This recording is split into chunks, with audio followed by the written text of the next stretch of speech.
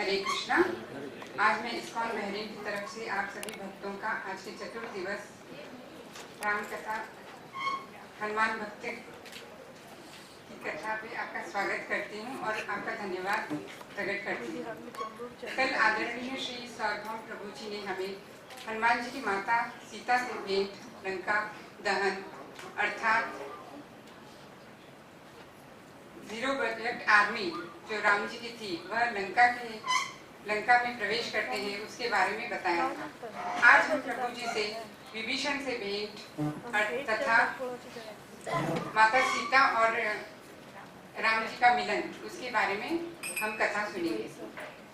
मैं अब प्रभु जी से अरुण प्रहराज प्रभु जी से निवेदन करूंगी कि सार्वभौम प्रभु जी का माल्यार्पण करें।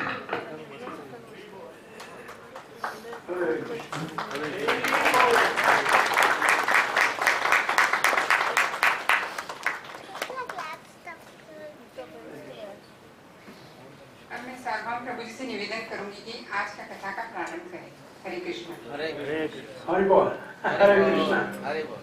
नमो विष्णुपादाय कृष्ण पृष्ठाय भूतले श्रीमते भक्ति वेदांत स्वामिनिति नामिने नमस्ते सरस्वती देवे गौरवाणी प्रचारिणे निर्विशेषाय शून्यवादी पाश्चात्य देशतारिणे गुरवे गौरचंद्राय राधिकाय तदालये कृष्णाय कृष्ण भक्ताय तद्भक्ताय नमो नमः। ओम नमो भगवते वासुदेवाय। ओम नमो भगवते वासुदेवाय। ओम नमो भगवते वासुदेवाय।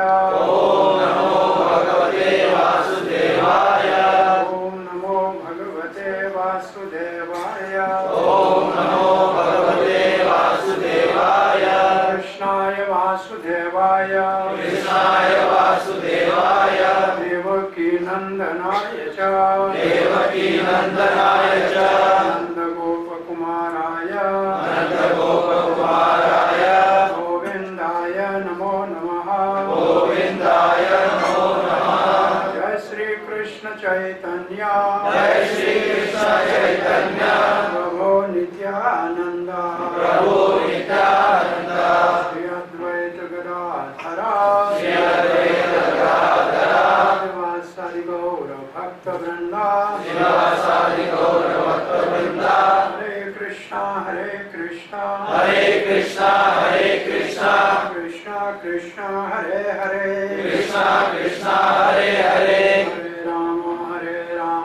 हरे राम राम राम हरे हरे रामं रामानुजं सीतां भर्त अनुजं सुग्रीवं वायुसूनं च प्रणमामि पुनः पुनः मनोज्वं मारुतुल्यवेगं जितेन्द्रियां बुद्धिमतां वरिष्ठं वातात्मजं वानरयुतमुख्यं श्रीरामदूतं शिरसे नमामि बजरंगबली हनुमान की जय श्री राम लक्ष्मण हनुमान की जय। सो आप सबका आज चौथे दिन राम भक्त हनुमान जो आचार्य है दास भक्ति के, उनकी महिमा का श्रवण करने के लिए पधारे। आपका स्वागत है हार्दिक। और अंतर्राष्ट्रीय कृष्ण भावनामृत संस्थान के प्रेरण के सेवाधारियों का बहुत बड़ा आभार करते हैं जो इस मंदिर के संचालन के अंतर्गत आपको सेवा के लिए हमको ये कथा कहने का शुभ अवसर दिया है। बहुत भाग्य से भगवान की और भगवान के भक्तों की कथा, इसको ईशानु कथा कहते हैं। ईश मतलब भगवान, अनु मतलब उसके अनुगामी भक्त। तो भगवान और भगवान के भक्तों की कथा सुनने से हमारे हृदय के ऊपर जो जन्म जन्मांतर के संस्कार होते हैं, विकार होते हैं, वो सब धुल के साफ हो जाते हैं। हृदय बहुत पवित्र शुद्ध होता है भगवान की कथा और भगवान के भक्तों की कथा से। भगवान को भगवान के भक्तों की कथा बहुत अच्छी लगती है, भगवान उसमें प्रसन्न होते हैं, और भक्तों को भगवान की कथा अच्छी लगती है। तो ये दोनों कथाएं बहुत महत्वपूर्ण हैं। कल हमने सुंदरकांड के अंतर्गत राम भक्त बजरंगबली हनुमान को लंका में माता सीता से मिलते हुए पहला काम पोषण किया, सीता को राम कथा सुना के आश्वासन दिया, और फिर रक्षण करने के लिए अपनी वीरता का परिचय देके अशोक वाटिका का विध्वंस किया, रावण की सेना का संहार किया, उसके पुत्र अक्षय कुमार को मारा, मेघनाथ के ब्रह्म फांस में बंध के रावण की सभा में जाकर राम जी की जय जयकार करके और लंका का दहन कर दिया, और फिर समुद्र में स्नान करके माता सीता से पुनः मिलकर और हनुमान जी ने राम जी को आकर समाचार दिए। और राम जी समाचार सुन के हनुमान को कहे कि मैं आपका ऋण उतार नहीं सकता, मैं आपको क्या दे सकता हूँ, आपने इतना उत्तम समाचार दिया। और फिर राम जी ने तत्काल वहां से अपनी वानर वाहिनी सेना को प्रस्थान करने के लिए कहा सुग्रीव को, और सेना कल हमने समुद्र के तट तक पहुंचा दी थी। तो आज समुद्र के तट के ऊपर जैसे सेना पहुंची है, तो ये समाचार लंका में पहुंचा है। तो रावण ने मीटिंग बुलाई है, सबसे कहा कि पता लगा है कि उत्तरी तट पे समुद्र की बहुत बड़ी भारी वानरों की सेना, वो 2 राजकुमार बालक लेकर आए हैं, क्या करना चाहिए। तो उस वक्त वानरों ने कहा हमारा तो बड़ा सौभाग्य है, हमारे को ब्रह्मा जी ने अपने आप भोजन भेज दिया है, यहाँ आने दो, खाते रहेंगे। तो असुरों की भाषा में बोला, लेकिन उस वक्त विभीषण ने हाथ जोड़ के कहा कि भ्राता, एक दूत वानर लंका का सारा उजाड़ करके और जला के चला गया, उस वक्त ये खाने वाले कहाँ मर गए थे, उसको क्यों नहीं खाया। इसलिए मेरा तो आपको हाथ जोड़ के करबद्ध ये विनती है कि लंकेश, राम से झगड़ा अच्छा नहीं है, आप सीता को वापस दीजिए और राम जी के पास चल के शरणागत हो जाइए और लंका की और असुरों के कुल का रक्षण कीजिए। हनुमान जी हंसा के तुम डरपोक हो, बड़ा भयभीत होते हो, तुम तो यहाँ रहने के लायक योग्य भी नहीं हो, कैसे मेरे भाई होकर ऐसी बातें करते हो। दूसरा दोबारा भी प्रयास किया विभीषण ने राम जी को समझाने और रावण को समझाने का, लेकिन जब रावण नहीं समझा तो आकाश मार्ग से 4 मंत्रियों को लेकर विभीषण लंका को विदा कर दिया। 4 मंत्रियों के साथ आया, न घर परिवार किसी को नहीं लाया, उनकी पत्नी पीछे रह गई, माता को प्रणाम किया, सिर्फ धरती के ऊपर पांव नहीं रखा कि यहाँ धरती जल रही है, अभी ये धरती अब जल रही है, इसके ऊपर पांव रखना उचित नहीं है। आकाश मार्ग से विभीषण लंका को प्रणाम करके और समुद्र पार करके दूसरे तरफ आ गए और आकाश में खड़े हुए कहते हैं कि राम जी मैं आपके शरण में हूँ, मुझे शरण ले लीजिए। सुग्रीव ने कहा कि नहीं राम जी, देखो ये रावण का भाई है, अनुचर है, ये तो राक्षस है, ये हमारा भेद लेने आया है। राम जी ने कहा कोई हमारा भेद ले ले और हमारे को जान ले, उसका तो कल्याण ही होगा, ये तो अच्छा काम ही करने आए। जब आरंभिक दिनों में हरे कृष्ण आंदोलन बॉम्बे में शुरू हुआ तो क्योंकि सब अमेरिकन लोग भक्त थे उस वक्त, तो सरकार में कह सोच रहे थे कि ये CID वाले हैं, पता नहीं कौन है। तो एक व्यक्ति इंटेलिजेंस का वो भक्त बन के मंदिर में रहने लगा। तो किसी ने प्रभुपाद जी को कहा है कि लगता है कि ये है, बोला कि अच्छा है, अगर वो है तो भी भक्त बनेगा, यहाँ रहेगा तो क्या देखेगा, सुबह उठेगा मंगल आरती में और फिर प्रसाद खाएगा तो उसका भी हृदय शुद्ध हो जाएगा। हमें समझने आया है, हम तो यही चाहते हैं कि लोग हमें समझ लें, तो ये हम तो यही चाह रहे हैं। तो राम जी कहते हैं हम तो यही चाह रहे हैं कि लोग हमें समझ लें, ये हमें समझने आया है, हमारा पता लगाने आया है, तो अच्छा ही करने आया है, इसमें क्या।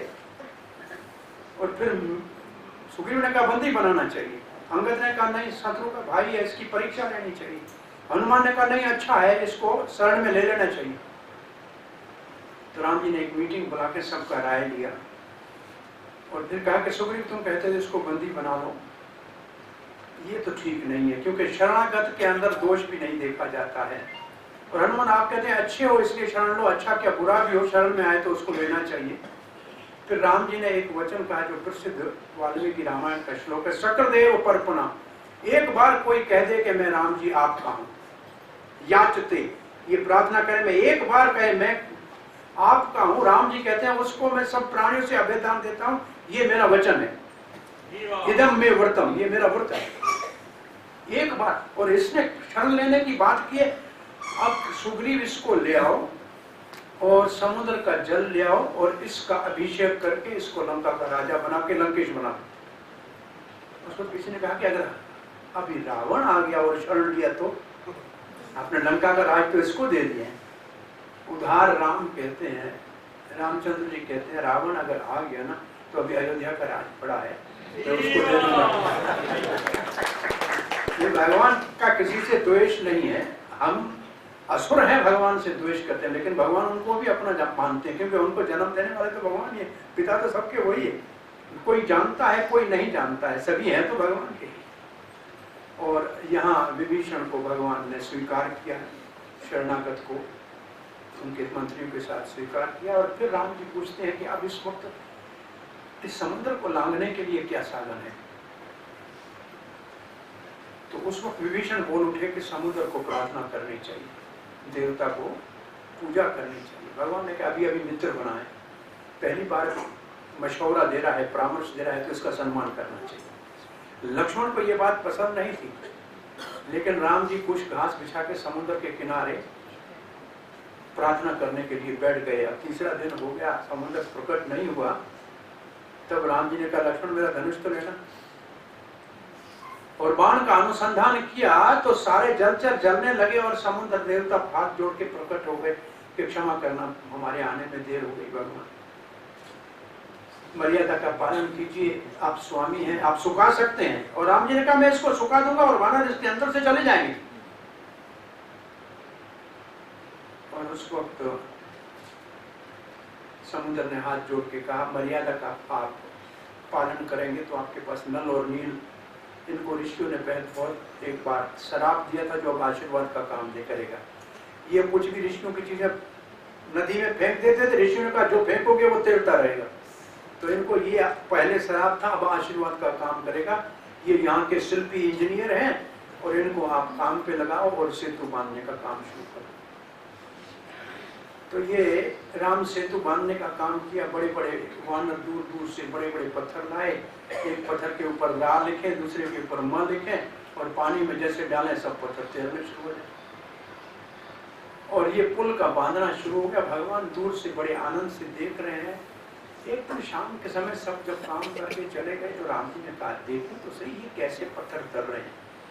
तो एक पत्थर लेके राम जी ने ऐसे अपने हाथ से समुद्र में डाला और डूब गया। रामचंद्र को बड़ा संकोच हुआ कि ये तो सब वानरों के पत्थर तो तैर रहे हैं, मेरा डूब गया। किसी ने देखा तो नहीं, तो पीछे मुड़ के देखे हनुमान जी करें और कहते हैं हनुमान जी से ये वानर शार्दूल ये क्या है? बोला भगवान क्षमा करना, नाराज मत होना। आपके नाम का प्रताप तो बहुत ज्यादा है, उसकी वजह से ये तर रहे हैं। लेकिन जिसको आप अपने हाथ से छोड़ोगे वो तो डूबेगा ही ना। अपने हाथ से छोड़ने वाला कैसे तर सकते हैं? आप किसी को अपने हाथ से छोड़ा मत करो, ये तो आपके नाम के प्रताप से तर रहे हैं।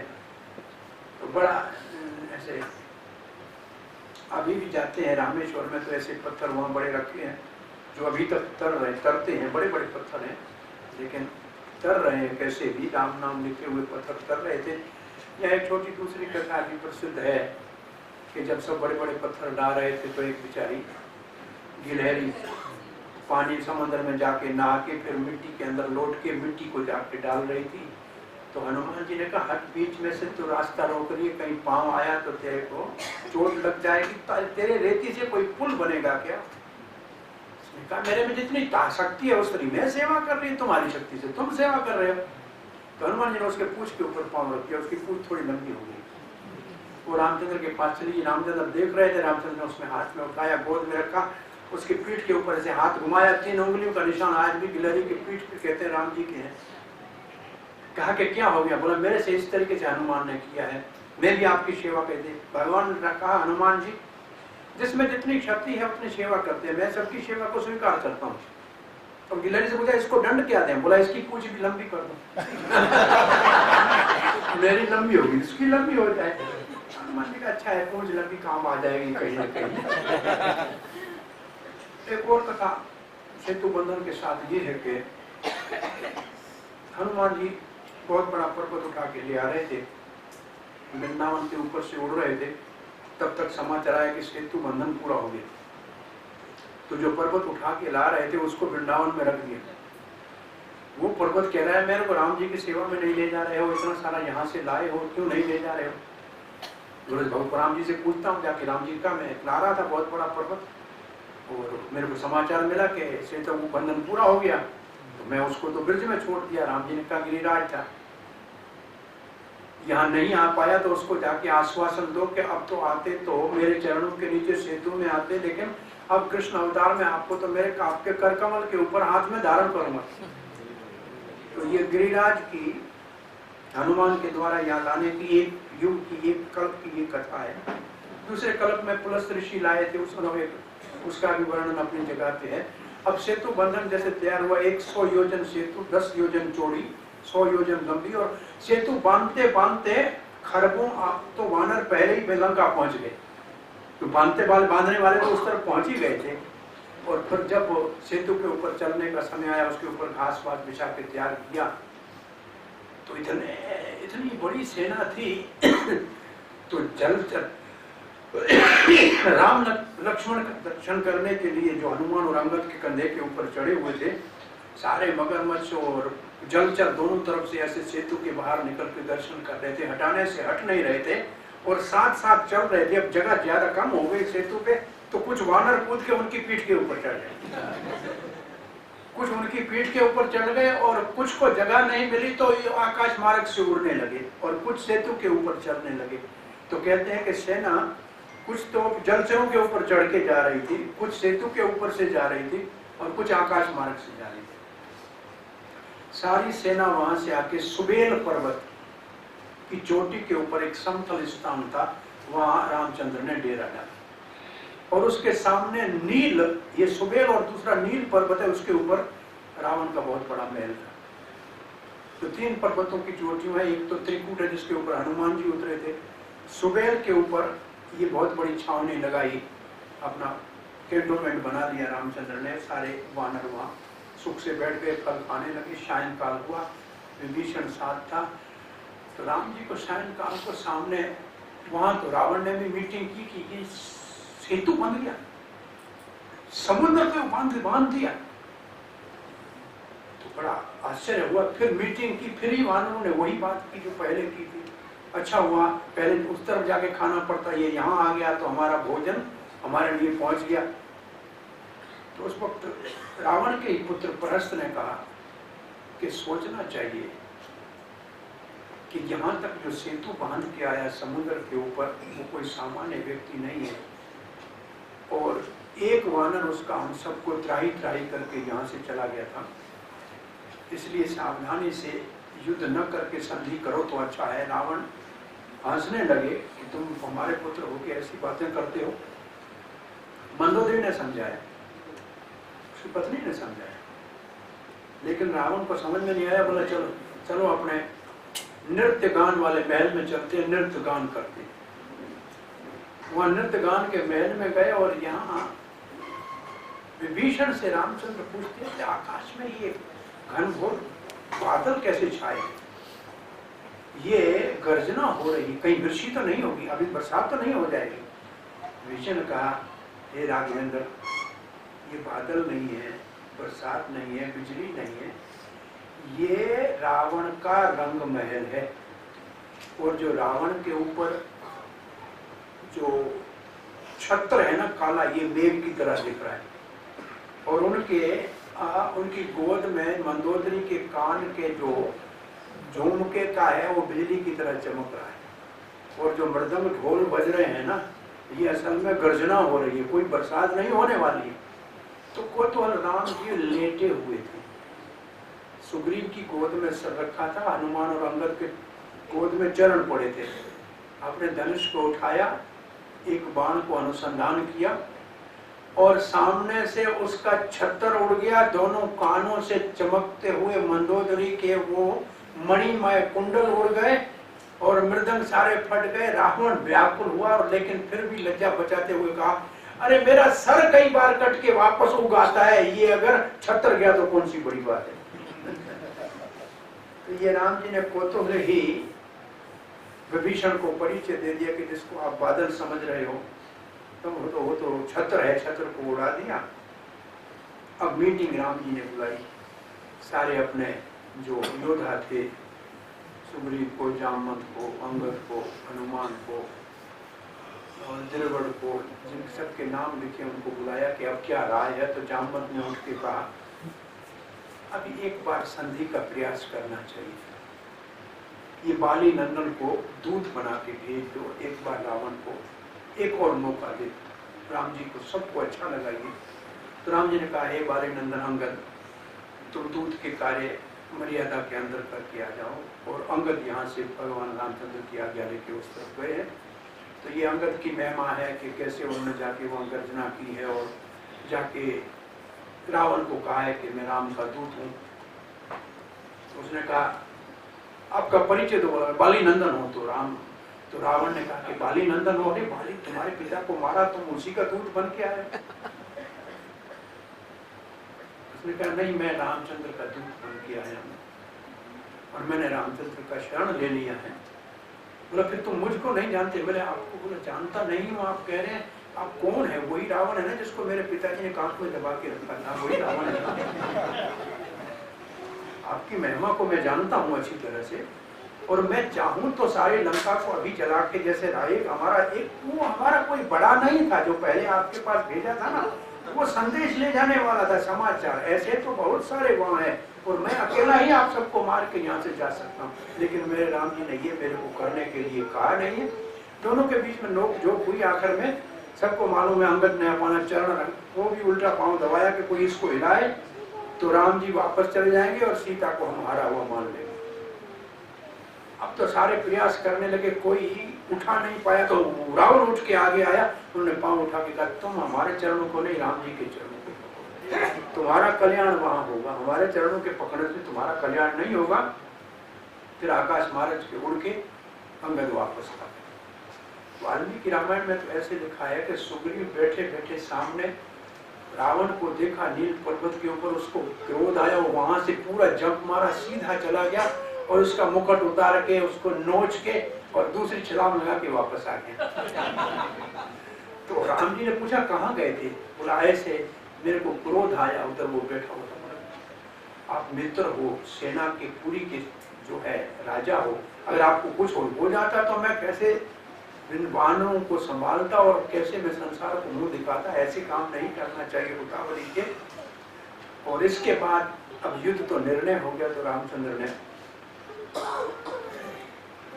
4 दरवाजे लंका के थे, पूर्व दरवाजे के ऊपर अंगद को कहा कि आप सेना के साथ जाना, दक्षिण पूर्व नल और नील को पूर्व के ऊपर भेजा, अंगद को कहा कि आप दक्षिण दरवाजे की तरफ चले जाओ, और हनुमान आप बहुत बड़ी भारी वानरों का सेना लेकर पश्चिम दरवाजे से, और मैं उत्तर दरवाजे स्वयं सुमित्रा नंदन लक्ष्मण के साथ आक्रमण करूंगा।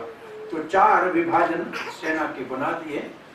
तो हर एक ने सुबह जैसे युद्ध शुरू हुआ चारों ओर से लंका के ऊपर, तो बाकी दरवाजों पे क्या हुआ वो तो पढ़ लीजिएगा आप, लेकिन हनुमान का जो दरवाजा था उसके ऊपर मेघनाद सामने आया। अब हनुमान जी ने देखा कि दरवाजा खोल नहीं रहे हैं, तो बड़ा प्रयास किया, तो ऊपर कूद गया, कूद के एक बड़ा पत्थर लेके मेघनाद के रथ के ऊपर धड़ाम से मारा, रथ को तोड़ दिया, सारथी को मार दिया, और उसके बाद मेघनाद सामने युद्ध करने के लिए आया, और मेघनाद युद्ध करने के लिए आया, ललकारने लगा, मेघनाद के ऊपर दूसरा एक पत्थर मारा और मेघनाद को धराशायी करके उस तरफ से अंदर घुस गया और दूसरी तरफ से अंगद घुस गया। और रामचंद्र कहते हैं ऐसे लग रहा है कि ये दो वानर एक अंगद और एक हनुमान लंका के अंदर जैसे मंदराचल पर्वत समुद्र मंथन में था, ऐसे ये दोनों घूम घूम के वानरों का विनाश कर रहे हैं। और सारे के सारे लंका वासी आए, पहले एक आया था, त्रय 2 साथ आ गए।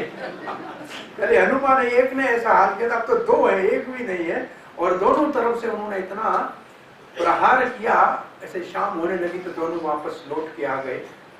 तो ये हनुमान जी के पहले दिन के युद्ध की बात है। उसके बाद दूसरे दिन भी युद्ध के लिए ऐसा जब कार्य सब शुरू हुआ, रावण ने कहा अधिसेना तो हमारे इन वानरों ने 2-3 दिन में मार दिया, क्या करना चाहिए, कैसे युद्ध करना चाहिए। उस वक्त माल्यवान जो रावण का नाना है, केकसी का पिता है, केकसी का पुत्र है रावण, अगर आपको ध्यान में हो तो ऋषि विश्रवा, जिसका एक पुत्र तो है कुबेर, एक पत्नी से।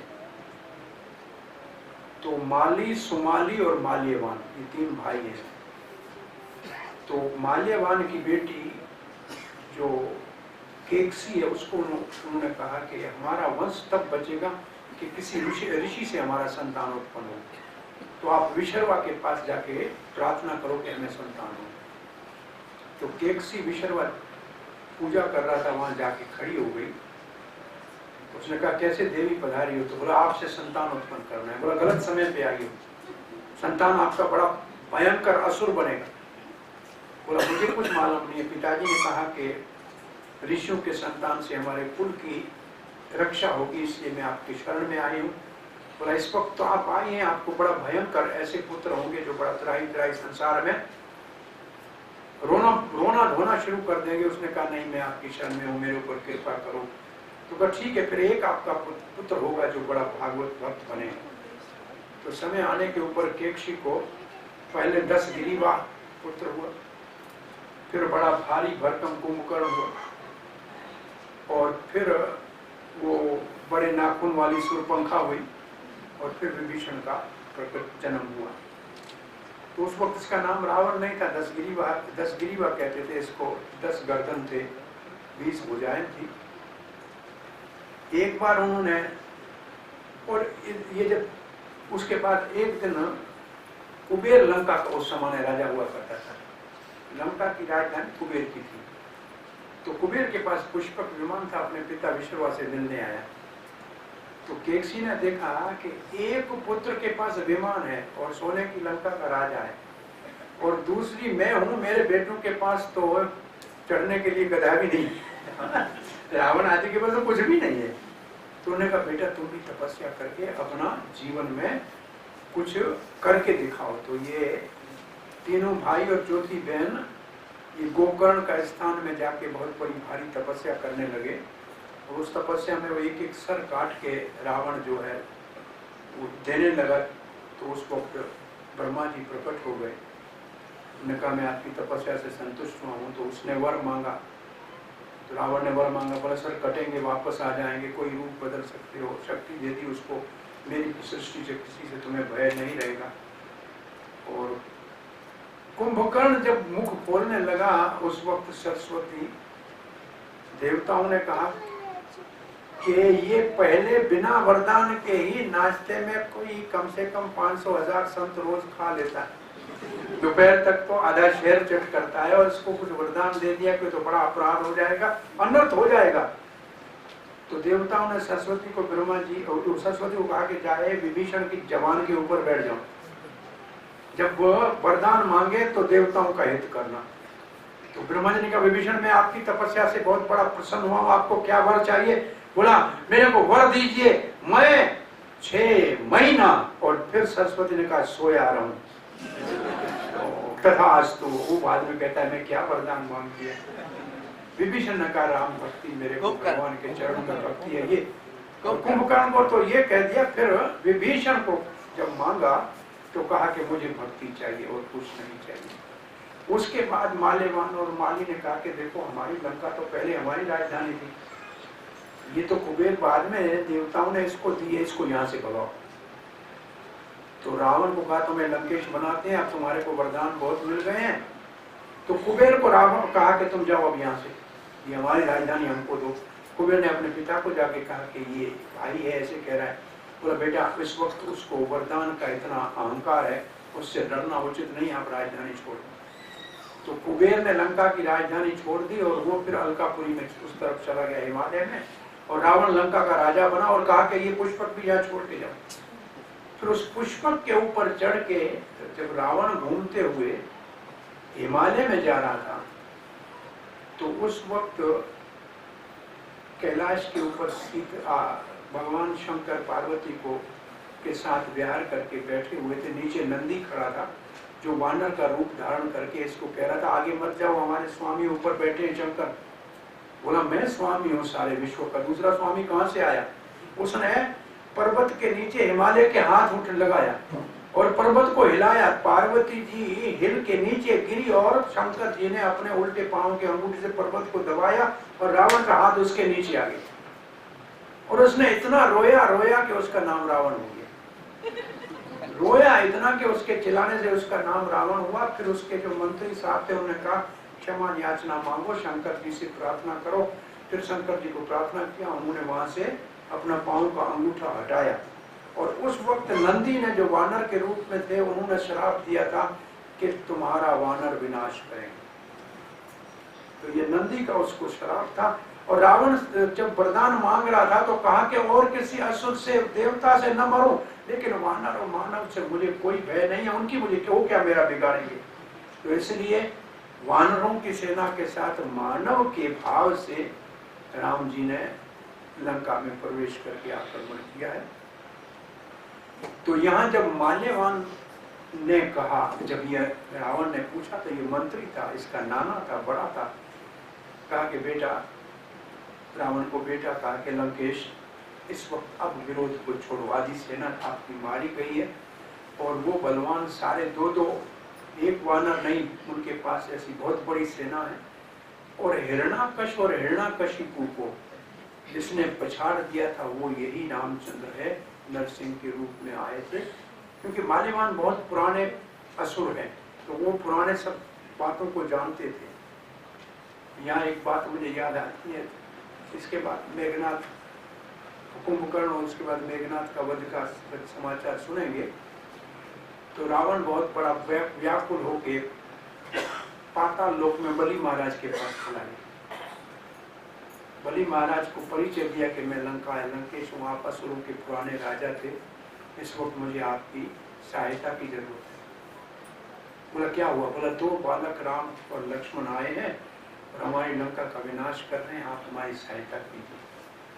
तो वहाँ बलि महाराज ने कहा देखो पीछे हमारे आंगन में एक सोने का पहाड़ पड़ा है, आप तो सोने की लंका वाले, इस पहाड़ को जरा उठाओ तो देखें आपके बल का परिचय हो जाए, फिर हम आपकी सहायता करें, उसका निर्णय करते हैं।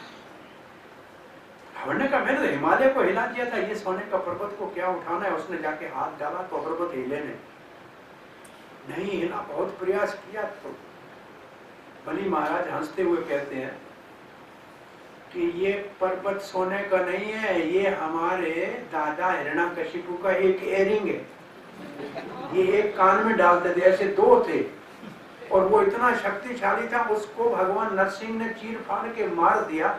वही तो रामचंद्र है, तुम्हारे यहाँ आया है और तुम चाहते हो कि मैं उसके साथ युद्ध करने के लिए तेरे साथ आऊं, तुम चलो यहाँ से। तो बात ये करने की थी कि वो माल्यवान ने कहा कि हिरण्यकश और हिरण्यकशिपु का जिसने पछाड़ दिया था वही ये राम है, झगड़ा करना अच्छा नहीं है, आप जनक जानकी जी को वापस देके और संधि करके राक्षसों के वंश का संरक्षण करो, विनाश होने से बचाओ। लेकिन रावण ने क्रोध होकर माल्यवान का अपमान किया, माल्यवान उठ के चला गया। और उस वक्त अंगद ने कहा कि पिता आप चिंता मत करो, मैं हूं और कल मैं आपका ऐसा पराक्रम दिखाऊंगा, ऐसा पराक्रम दिखाऊंगा कि लोग देखते रह जाएंगे। और दूसरे दिन अंगद युद्ध के लिए विशेष रूप से आए और उन्होंने भारी युद्ध करना शुरू कर दिया। और उस युद्ध के अंदर हनुमान जी से थोड़ी देर के लिए युद्ध किया, फिर उन्होंने युद्ध किया अंगद के साथ। उसके बाद घूमते फिरते रामचंद्र जी ने से लक्ष्मण ने कहा कि मैं इससे युद्ध करने के लिए जाऊं, ये तो है रावण का पुत्र और मैं हूं आपका पुत्र, तो हमारा युद्ध अच्छा होगा, आप मुझे आज्ञा दीजिए, मैं युद्ध करने। लक्ष्मण जब मेघनाथ से युद्ध करने के लिए गए तो भारी युद्ध हुआ, लक्ष्मण ने उसके रथ को गिरा दिया और उस वक्त देखा कि मेघनाथ ने और कोई रास्ता नहीं है। ब्रह्म उस वक्त उसके पास एक वीर घातनी शक्ति थी, उसका आह्वान किया और वीर घातनी शक्ति लगते ही लक्ष्मण मूर्छित हो गए और उसको उठाने का प्रयास करने लगे। अंगद तो वो हिला नहीं, सब राक्षस इकट्ठे हुए, हिला नहीं लक्ष्मण से। तब वो अचानक वहां हनुमान जी आए और वहां से अंगद को धक्का दे के पीछे भेज दिया और मेघनाथ को तो फेंक दिया दूर। कहते हैं एक स्थान के ऊपर तो मेघनाथ को क्रोध आया तो जामवत को कहा तुम्हें बूढ़ा समझ के कुछ नहीं किया था। जामवत ने कहा कि यहाँ जाते हो कि नहीं, एक त्रिशूल जामवत की ओर चलाया, जामवत ने त्रिशूल को पकड़ के उसकी छाती में मारा, एक लात मारी, टांग से पकड़ के घुमा के सीधा लंका में फेंका मेघनाथ को। और शाम को जब सब वापस आए तो राम जी कहने लगे सब सेनापति आ गए, लक्ष्मण कहाँ है? तब हनुमान जी लक्ष्मण को उठा के लाए हैं। अब लक्ष्मण मूर्छित पड़े हैं, क्या करना चाहिए। और वहां तो रावण के वहां तो बहुत बड़े नगारे बज रहे हैं कि आज मेघनाथ बहुत बड़ा कार्य करके आए हैं। तब विभीषण ने कहा बड़ा वैद्य सुषेण है, उसको लाया जाए।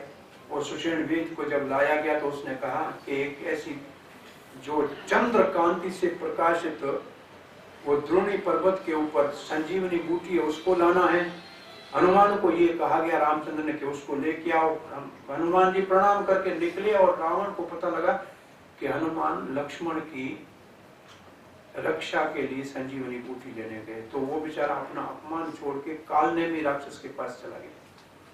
जैसे पहले वो चला गया था मारीच के पास। मारीच के पास स्वर्णवृत्त बनने की कला थी और ये बहुत बड़ा मुनि संत बन सकता था और बहुत बड़ा धर्मात्मा बनने का नाटक कर सकता था। कालनेमी को कहा सुनो कालनेमी, हनुमान जा रहा है, तुम जाके कई मंदिर बना के राम कथा करके इसको रोक के देर लगा देना, तो समय बीत जाएगा, प्राण निकल जाएंगे लक्ष्मण के।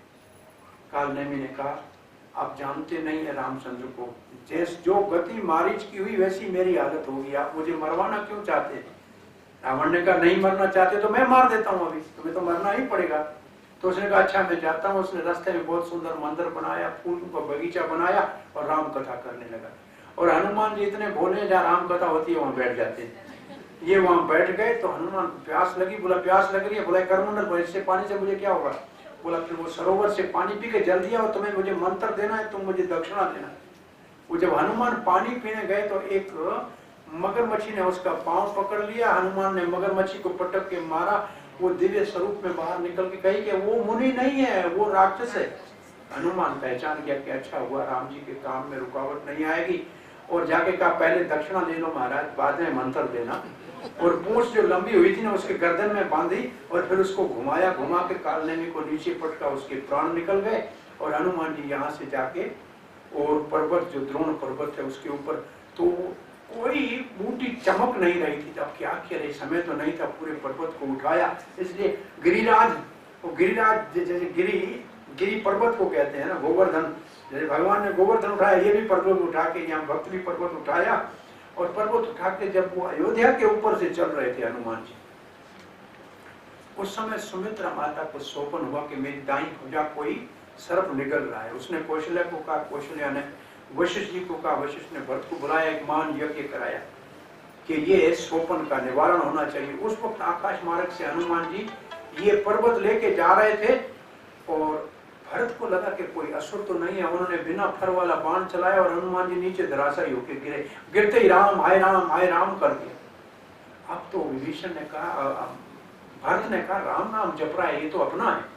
जाके उसको गले लगा लिया। यहाँ भरत जी के अंदर शक्ति तो है कि हनुमान जैसे वीर को भी नीचे गिरा दिया, लेकिन भक्ति है। फिर उसको कहते हैं राम जी की सेवा में जा रहा था, कहीं गिर गया है, उसको सचेत किया, उठा, उसने समाचार सुनाया कि ऐसे लक्ष्मण मूर्छित हुए थे और मैं ये संजीवनी ले जा रहा हूँ। उस वक्त सुमित्रा ने कहा लक्ष्मण मूर्छित हो गए, और फिर कहा कि राम की सेवा में मूर्छित हुए तो आज मैं पुत्रवती हो गई। बेटा शत्रुघ्न तुम तैयार होकर इसके साथ जो एक का बलिदान दे दिया, दूसरा भी राम की सेवा में लगना चाहिए। सुमित्रा के ये बात सुन के हनुमान को बड़ी प्रसन्नता हुई। फिर यहाँ से आज्ञा लेके हनुमान आकाश मार्ग से उठे। यहाँ राम बहुत बड़ा चिंता कर रहे हैं कि अभी तक हनुमान के आने में देर हो गई, और बगैर मणि के सर्प नहीं रह सकता है, बगैर पंखों के पक्षी की कोई वैल्यू नहीं होती है, बगैर सूंड के हाथी नहीं, बगैर लक्ष्मण के मेरा जीना भी व्यर्थ है। इतनी देर में पांडु ने कहा कि आकाश मार्ग से हनुमान की दिखाई दे रहे हैं। हनुमान जी पर्वत लाए, सुषेण वेद ने उसको बनाया संजीवनी, जैसे लक्ष्मण को पिलाया। लक्ष्मण उठे, राम जी ने गोद में लगाया। हनुमान ने जाके वापस रात को पहुंचा के आ गए सुषेण वेद को वापस लंका में, और सुबह समाचार मिला कि लक्ष्मण वापस ठीक हो गए। हनुमान जी का ये, इसलिए हनुमान का एक नाम है लक्ष्मण के प्राण रक्षक। लक्ष्मण के 12 विशेष नाम हनुमान के, जिनका प्राय लोग पाठ करते हैं 12 नामों का, उनमें से एक नाम लक्ष्मण का प्राण रक्षक है। तो यहाँ मेघनाथ ने कहा तो सब कुछ था मैं कर पाऊंगा, लेकिन समाचार ऐसा हुआ कि लक्ष्मण जी वापस ठीक हो गए। अब इस स्थिति में रावण को विचार आया कि कुंभकर्ण को जगाना चाहिए। तो कुंभकर्ण को जगाने के लिए क्या किया जाता है, ये तो बहुत बड़ी लंबी कथा है। कैसे भी उसको पीट के उसके ऊपर हाथी घोड़े भगा के मुश्किल से उठाया, और खाने के लिए कोई मेरे ख्याल में टनों के हिसाब से मांस मदरा रखी, तब वो जागा। और रावण को कहा तुम जब चुरा के आए थे सीता तब को मुझे जगाया था क्या? अब जब तुम्हारे ऊपर संकट आया तब तो मुझे जगा रहा है। अच्छा था तुमने, ऐसा काम करने वाले का विनाश ही होता, लेकिन मैं क्या करूं, मेरे को सोने और खाने के बगैर कुछ आता नहीं है। तुमने ही मेरा पालन पोषण किया है, मेरा बच्चे पाल रहे हो, शादी कराई, तेरे लिए शरीर मेरे को देना ही पड़ेगा, लेकिन तुमने काम ठीक नहीं किया। लेकिन अब चिंता मत करो भाई।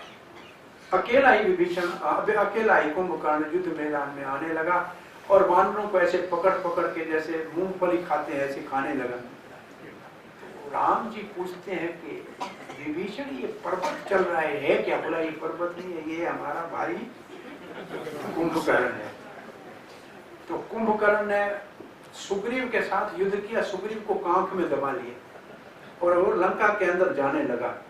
अब हनुमान जी ने देखा तो उसकी तरफ लपका, तब तक ये लंका के दुर्ग में जा चुका था, लेकिन सुग्रीव सचेत हुआ, उसके कान को नोच लिया दांतों से, और उसने कान खोली और जंप लगा के वापस आया।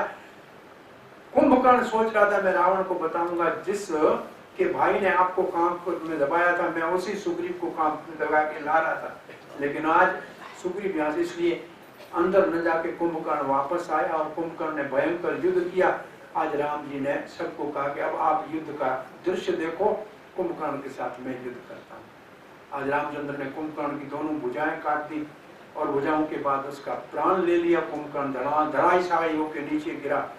तो राम जी ने कुंभकर्ण का उद्धार तो राम जी के हाथों से होना था, क्योंकि ये विजय था जिसको, और कुंभकर्ण के अंदर से जो ज्योति है वो भी राम में समा गई, क्योंकि भगवान का ये अंश था। और ये समाचार मिला, रावण ने बड़ा रोदन किया कि ये तो कुंभकर्ण कैसे मर सकता है, ये तो अजय जैसा था। इस स्थिति को कथा सुन के फिर मीटिंग बुलाई, फिर परेशान हुए। लेकिन मेघनाथ ने कहा आप चिंता मत करो पिताजी, कल मैं भयंकर युद्ध करूंगा। और मेघनाथ दूसरे दिन जब युद्ध करने के लिए आए तो उन्होंने नाग फांस चलाया और सबको नाग फांस में बांध दिया, और राम लक्ष्मण भी नाग फांस में बंधे हुए हैं।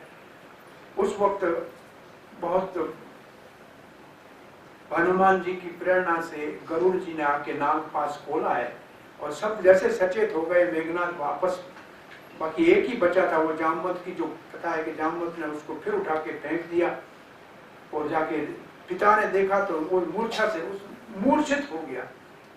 उसको दूसरे रथ में ले गए वापस, जब तो उधर देखा कि मेरे को वापस यहाँ लाए, क्या बात है, अरे वो तो सब जाग गए, सब जब नाग फांस से मुक्त हो गए, गरुड़ जी ने नाग फांस काट दिया।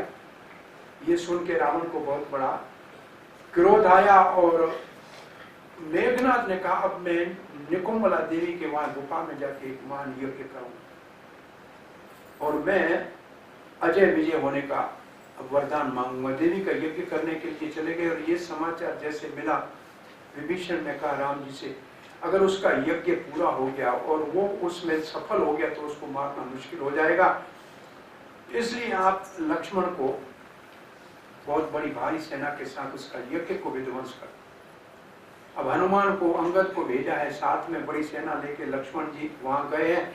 पहले यज्ञ को विध्वंस करने के लिए हनुमान और अंगद गए और दोनों ने जाके उसके यज्ञ को विध्वंस किया, उसको छेड़ा, उसको जब बिगड़ गया तो उठ के लड़ने के लिए आए। 3 दिन 3 रात तक लक्ष्मण ने उनके साथ भारी युद्ध किया और ऐसे माना जाता है कि मेघनाथ को ये वरदान था कि जिसने 14 साल तक ब्रह्मचार्य का पालन किया हो, कभी सोया नहीं हो और कुछ खाया नहीं हो, वही मार सकता है। इसीलिए 14 साल ही वनवास की अवधि रखी गई थी। तो एक ऐसा प्रसंग आता है कि राम जी ने कहा कि मैं रोज फल फूल जो आप लाते थे खाने के बाद आपको भी देता था। लक्ष्मण ने कहा आप मुझे जो देते थे मैं वापस वन को दे देता था। तो हनुमान को कहा राम जी ने कि वन में लक्ष्मण के हाथों से फेंके हुए सारे फल फूल पड़े होंगे, जाओ इकट्ठे करके लाओ। सारे फल फूल इकट्ठे होके खाने वाला माल इकट्ठा हुआ। 2 दिन का उसमें कम था, गिनती किया। राम जी ने कहा ये 2 दिन का नहीं, आपने तो खाया होगा तब गुम हो गया। बोला नहीं आपको याद नहीं है भ्राता, पिताजी के स्वर्ग लोग जाने का सुन के उस दिन ना आपने खाया ना मुझे कुछ दिया था। एक तो उस दिन के कम है और एक जिस दिन सीता का हरण हुआ आपने नहीं खाया और हमको भी नहीं दिया, इसलिए 2 दिन के कम है। हनुमान सब लेके आए थे लेकिन 2 दिन के नहीं थे उसमें। तो यहाँ लक्ष्मण के अंदर ये सामर्थ्य था कि 14 वर्ष तक ब्रह्मचार्य का पालन करके सोए नहीं खाए नहीं। तो आज लक्ष्मण ने देखा तीसरा दिन तीसरी रात, 5 दिन में सेतु बना, 3 दिन में मेघनाथ का वध करने के लिए इंद्रायण अस्त्र का आवाहन किया, रामचंद्र का ध्यान किया और मेघनाथ की ओर रवाना किया, जिसके मेघनाथ के प्राण ले लिए। और सारे वानर बड़ी जय जयकार करते हुए लक्ष्मण की राम जी के पास आए और राम जी बड़े प्रसन्न होकर लक्ष्मण को गले से लगा लिया कि आपने जो आज काम किया है ये असंभव काम था, क्योंकि मेघनाथ किसी के मरने वाला नहीं था। इंद्रजीत उसका नाम था, इंद्र को पकड़ के जो ला सकता है उसको आपने आज परास्त करके हमारा हृदय जीत लिया है, मैं बहुत प्रसन्न हूँ। और उस तरफ रावण ने अपने पुत्र के मोह मृत्यु का सुन के हाहाकार किया। मंदोदरी ने फिर समझाया, बोला अब कुछ नहीं बचा है, स्वयं युद्ध करने के लिए निकलने की तैयारी की। अब रावण स्वयं युद्ध करने के लिए पहले निकलने से पहले का जो भयभीत राक्षस है वो चले जाए, जिसको लड़ना है वो मेरे साथ आए। अब आप देखते रहो मैं कैसे लड़ता हूँ। और लड़ने के लिए रावण जी आए, सबके साथ रावण जी ने लड़ाई तो की, लेकिन राम जी ने आज उनके सामने लड़ाई की। उसको विभीषण ने कहा देखो उसके पास रथ है, घोड़े हैं और आप पैदल हो। तो राम जी ने कि रथ, साधु का रथ जो होता है उसमें धैर्य और वीरता होनी चाहिए। युद्ध के अंदर निर्भय हो जाए ये शौर्य है, और कैसी भी परिस्थिति हो पीछे न हटे ये धैर्य है। ये रथ के दो पहिए, हमारा रथ तो धैर्य, शौर्य और धैर्य वाला है। और बहुत सुंदर एक प्रवचन पूरा किया है कि कैसे तत्व ज्ञान से जीवन में सफलता होनी चाहिए। राम जी और रावण का युद्ध होने लगा। उस युद्ध के अंदर रावण ने भी बहुत प्रयास किया, और थोड़ी देर के लिए लक्ष्मण रावण से युद्ध करने के लिए चले। रावण जब के लक्ष्मण युद्ध कर रहे थे तो ब्रह्मास्त्र रावण ने चलाया और लक्ष्मण नीचे गिर के मूर्छित हो गए। लक्ष्मण को उठाने का प्रयास कर रहा है रावण, उठ नहीं रहा है। तब वो लिखते हैं वाल्मीकि जी, जो वो हिमालय को उठा, मंदराचल को उठाया, उससे आज लक्ष्मण क्यों नहीं उठ रहा है? बोला जिसके एक फण के ऊपर ये पृथ्वी धारण करता है वो रावण के साथ कैसे उठेगा? ये तो शेष है, ये कहाँ इससे उठने वाला है? रावण से जब नहीं उठ रहा था, हनुमान ने जब देखा कि लक्ष्मण मूर्छित हो, कूद के हनुमान लक्ष्मण के पास आए। रावण ने एक मुक्का मारा हनुमान को, हनुमान घुटने पर गिर पड़ा, लेकिन धरती पे नहीं उठा। और हनुमान सह के ऊपर उठा, उठ के एक मुक्का मारा और मूर्छित होकर नीचे रावण गिरा और मूर्छा खुली। तब कहता है धन्य तुम बड़े वीर हो, बड़े पराक्रमी हो हनुमान। हनुमान कहता है धिक्कार है मेरे इस वीरता के, अभी तुम जीवित हो तो मेरे मुक्के ने कुछ भी नहीं किया। इसका मतलब तुम्हें तो मरना चाहिए था, तुम्हें तो मरना चाहिए था, तुम अब जीवित कैसे हो ऐसे? और हनुमान जी लक्ष्मण को उठा लिया और राम के पास लिया। रावण से उठा नहीं, हनुमान कैसे उठा लिया? और जिसके हृदय में राम का प्रेम है उसके लिए लक्ष्मण हल्के हो गए और लक्ष्मण को लेके गए। और रामचंद्र ने कहा काल जिससे भयभीत होता है और देवताओं की रक्षा के लिए आप आए हो, भ्राता उठ जाओ। और ब्रह्मास्त्र का प्रभाव खत्म हो गया और आज लक्ष्मण फिर सचेत हो गया। लौट के वापस रावण गया है। दूसरे दिन युद्ध के लिए जब रावण आ रहा है, राम जी उनके सर काटते हैं, सर आकाश में जाते हैं, भुजाएं जाते हैं, वो हा हा करके हंसता है और वापस सर आ जाता है। ये समाचार सीता को मिला तो त्रिजटा को सीता कहती है देखो इतना सारी सफलता के बाद भी मेरा कितना दुर्भाग्य है कि रावण के सर काटने के बाद वापस आ रहे हैं। त्रिजटा कहती है देखो रावण के प्राण उसके नाभि में है, अमृत हृदय में है, और रावण के हृदय में सीता आपका चिंतन है। अब राम जी उसके ऊपर बाण नहीं चला रहे हैं क्योंकि आपका चिंतन कर रहे हैं, आपके ऊपर बाण कैसे चलाएं? बोला फिर क्या होगा? फिर बोला इतने बार उसके सर कटेंगे जो विचलित होकर जब आपको भूलेगा तब उसका प्राण निकालने का समय आएगा। क्योंकि चिंतन विचार तो रावण के हृदय में सीता का है, तो उसके ऊपर कैसे राम जी बाण चलाएं? और इस बार जब रावण तैयार होकर लड़ने को आया है तो देवता आकाश में ब्रह्मा आदि आए। इंद्र ने कहा एक तरफ रथ के ऊपर लड़ाई हो रही, तो रामचंद्र के लिए दिव्य रथ भेजा और अपना मातली जो है सारथी भेजा। आज सारा अब रामचंद्र भी रथ के ऊपर, वीर अपना बालों को ऊपर जटाओं को बांधा है, कमर को कसा है, अपना धनुष सारंग धनुष उठाया है। अब रामचंद्र ने कहा कोई युद्ध नहीं कहे, हमारा द्वंद्व युद्ध है, आप सिर्फ इसको देखते रहो। और भारी युद्ध शुरू हो गया, बाणों के ऊपर बाण, काटने के ऊपर काटना हो गया, लेकिन सर काटे, भुजाएं काटे, कुछ नहीं हो। तो दो प्रसंग ऐसे मिलते हैं। एक प्रसंग में ऐसे कहते हैं कि उस बाण से इसके प्राण निकल सकते थे, इसका नाम था रघु का बाण। रघुवंश है तो महाराज रघु जब राज करते थे अयोध्या के, तो रावण उससे लड़ने के लिए गया था। रघु स्नान कर रहे थे और उन्होंने एक मिट्टी की लंका बनाई और एक कोना गिराया रावण ने कहा मुझसे युद्ध करो। बोला पहले लंका को देख के आओ कि कोना गिर गया है कि नहीं। जाके देखा कि कोना ही नहीं है। बोला जी ये पानी को हाथ लगा के कोना गिरा सकता है, उससे लड़के कैसे, मैं क्या करूंगा। लेकिन एक समय रावण रघु का वेश धारण करके महल में आया तो रघु को बहुत क्रोध आया। उसने एक बाण निकाला, अनुसंधान किया। ब्रह्मा जी ने आकाश में कहा कि मैंने इसको वरदान दिया है, आप इसको मारिए मत।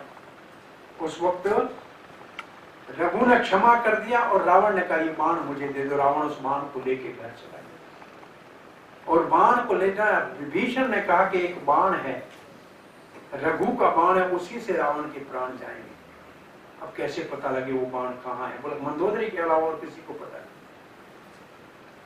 ये समाचार जब मिला तो हनुमान जी को कहा कि अब ये समस्या का समाधान। बोला मैं जाता हूँ ब्राह्मण बन के, बड़ा ज्योतिषी बन के। मंदोदरी को कहा सौभाग्यवती भव, आपका तो पति अजय विजय है। बोला ऐसे आप कैसे कह सकते हो, सब तो हमारा कुल नाश हो गया।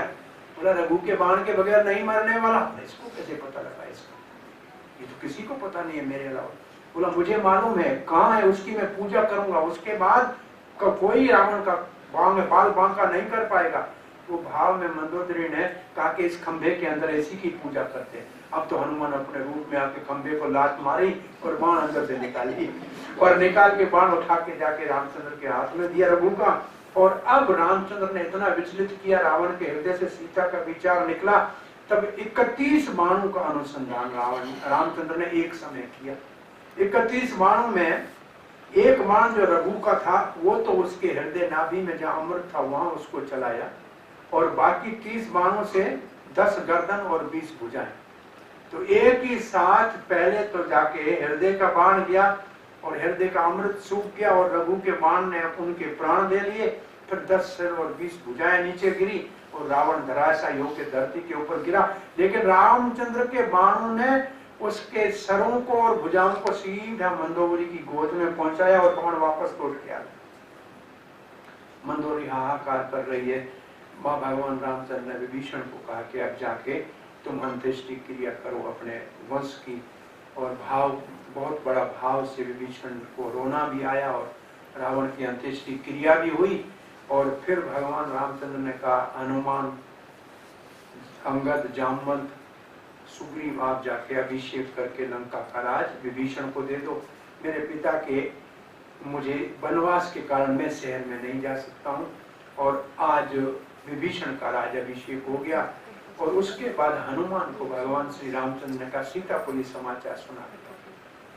हनुमान जी अशोक वाटिका में फिर गए हैं और आज कहा कि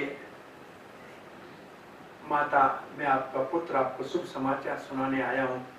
रावण का, पूरी लंका का विनाश हो गया, राम की जय जयकार हो गई।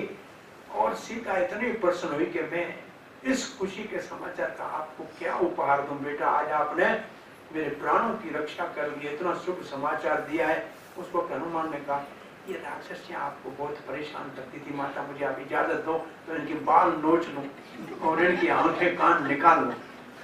सीता कहती है बेटा ये बेचारी परवश थी, ये तो रावण के कहने के ऊपर करती थी।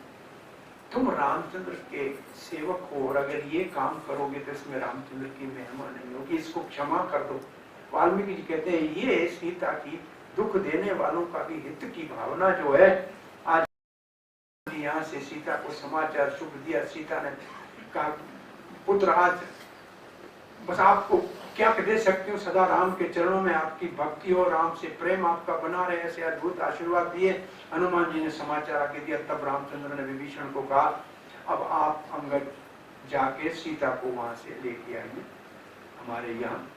और उस वक्त विभीषण की पत्नी शर्मा ने, त्रिजटा ने सीता जी को स्नान कराया, बहुत सुंदर वस्त्र आभूषण पहनाए, पालकी में लेके आने लगे।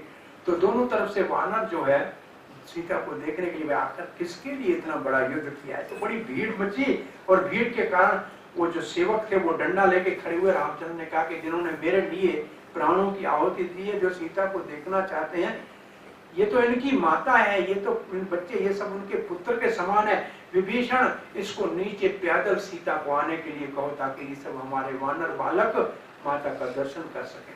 अब सीता पैदल आगे चलने लगी है, सब दोनों तरफ से दर्शन कर रहे हैं।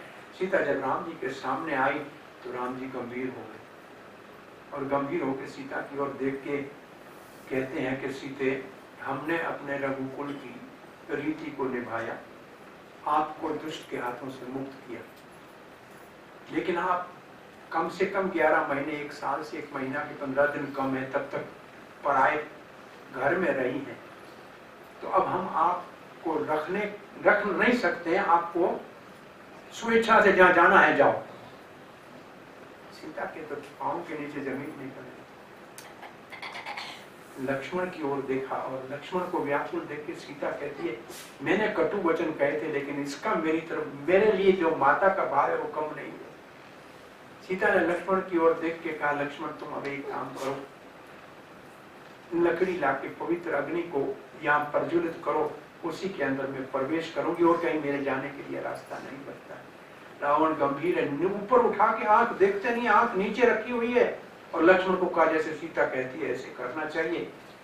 अब तो लक्ष्मण ने आग जलाई है, आग जब तैयार हुई है तो सीता ने कहा, मैं पतिव्रता राम के चरणों के अतिरिक्त को किसी का ध्यान नहीं किया हो। तो अग्नि देवता चंदन की तरह शीतल रहे। जैसे सीता जी अंदर प्रवेश हुई तो असल में जो अग्निदेव के पास सीता थी असली, वो सीता अग्निदेव प्रकट करके लाए, और जो माया सीता थी वो समाप्त हुई। और रामचंद्र ने सीता को कहा, अब मेरे वाम भाग में आ जाओ। सीते, तुम्हारी ये परीक्षा बहुत जरूरी थी। असली सीता को वापस जब राम जी के पास आगे खड़ी हो गई तो आकाश में ब्रह्मा आदि देवता आए। उन्होंने कहा, राम जी आपको ये परीक्षा लेने की क्या आवश्यकता है, आप तो साक्षात साकेत के स्वामी हो, आप तो भगवान हो, ये सिर्फ लीला कर रहे थे, देवताओं के हित के लिए मानव लीला कर रहे थे। दशरथ आकाश मार्ग में आके खड़े हो गए और सीता को कहा कि मेरे पुत्र ने परीक्षा ली है, इसलिए कभी उसके ऊपर आप रोष मत करना, क्रोध मत करना। और बेटे को कहा कि बेटा मैं आपका राज अभिषेक देखना चाहता हूँ। और लक्ष्मण को कहा कि बेटा आपने जो बलिदान दिया है, आज आपने मेरा पितृत्व सफल कर दिया है। और इंद्र ने उस वक्त कहा कि आपने हम देवताओं की रक्षा की है और इन असुरों का संहार किया है, अब मुझे कहो कि मैं वरदान क्या दूं। रामचंद्र कहते हैं, पहला वरदान तो ये दो कि इस युद्ध में मेरे तरफ लड़ने वाले की कोई माता न कहे कि मेरा पुत्र मर गया, कोई पत्नी नहीं कहे कि मेरा पति मर गया, कोई बहन न कहे मेरा भाई मर गया। इसलिए आप अमृत वृष्टि करके इस वानरों को जो मेरे पीछे थे, असुर तो मेरा दर्शन करते हुए मरे हैं, इसलिए वो सब तो भगवत धाम चले गए। ऐसे कहते हैं कि अंगद और हनुमान उठा के एक एक असुर को टांग से पकड़ के राम के चरणों में फेंकते थे। और उस वक्त विभीषण कहता था ये फलाना है, ये असुर है। राम जी कहते तुम भी चलो हमारे धाम, तुम भी चलो हमारे धाम। तो भगवान ने उनको तो अपने धाम भेज दिया, लेकिन जो वानर भगवान की पीठ में थे उनको उन्होंने भगवान का दर्शन नहीं किया। तो इंद्र ने बड़ी अमृत की वृष्टि की है। सारे वानर जैसे नींद से उठते हैं, रीछ और वानर उठ के बैठ गए। इंद्र ने कहा एक और वरदान। तो रामचंद्र ने कहा देखो कैसा अकाल भी हो ना, जहाँ ये हमारे वानर हो तो फल फूल हो और झरने बहते हो और शहद हो और पानी कहीं कम ना हो, ऐसी इन वानरों को सदा के लिए सुखपूर्वक सुविधा होनी चाहिए। इंद्र ने कहा तथास्तु। उस वक्त विभीषण ने आके कहा रामचंद्र अब हमारे राज में आप चरण घुमाइए। का मित्र 14 साल पूरे होने में कुछ दिन बचे हैं और नंदी ग्राम में तृण की तरह सूखता हुआ मेरा प्रिय भरत, जो असल में मेरे हृदय में 14 वर्ष से मैं उसी का ही ध्यान कर रहा हूं। आज मैं कहता हूं कि तत्काल उसके पास नहीं पहुंचा तो प्राण निकल जाएंगे। कहना क्या चाह रहे हैं रामचंद्र कि जैसे मैं पैदल आया हूं, वन से ऐसे जाऊंगा तो 14 साल से ज्यादा अवधि हो गई, तो भरत जी को मैंने वचन दिया था कि एक मुहूर्त भी आगे हो गई तो उसके प्राण निकल जाएंगे। तो विभीषण ने कहा पुष्पक विमान मेरे पास है, तत्काल हम पहुंच जाएंगे। पुष्पक विमान आया। तब रामचंद्र ने सब वानरों को कहा आपने मेरे लिए प्राणों की आहुति दी है, मैं आपका बहुत बड़ा आभार प्रकट करता हूँ। आप बहुत समय से घरों से दूर हैं, आप अपने अपने घर जाइए। और विभीषण को कहा कि इनको आप बहुत बड़े प्रेम से उपहार दे के रवाना कीजिए। तो प्रायः सारे वापस जाने लगे। कुछ वानरों ने कहा कि नहीं भगवान, जिस जननी ने आपको जन्म दिया है उसका हम दर्शन करना चाहते हैं, माता कौशल्या का। किसी ने कहा जिस धरती के ऊपर का आपका जन्म हुआ है उस धरती को प्रणाम करना चाहते हैं। किसी ने कहा कि जो राज का परित्याग करके भरत जी जमीन पे आप सोते हो तो जमीन से 2 फुट नीचे सोते हैं, उस आपके भाई का दर्शन करना चाहते हैं। तो ऐसे कुछ वानर जो नहीं जाना चाहते थे, राम जी ने उनको विमान के ऊपर चढ़ाया। आज विभीषण है, विमान के ऊपर सुग्रीव है, अंगद है, हनुमान है और कुछ और वानर है। आकाश मार्ग में जब ये पुष्पक विमान उड़ा है, रामचंद्र सीता को कहते हैं ये देखो यहाँ मेघनाथ को आपके पुत्र लक्ष्मण ने धराशायी किया था, ये देखो इस यहाँ सुबेर पर्वत पे हमारी सेना रुकी थी, ये सेतु देखो इन वानरों ने बनाई है। और फिर किष्किंध आया तो नीचे विमान को उतारा कि सीता अकेली है।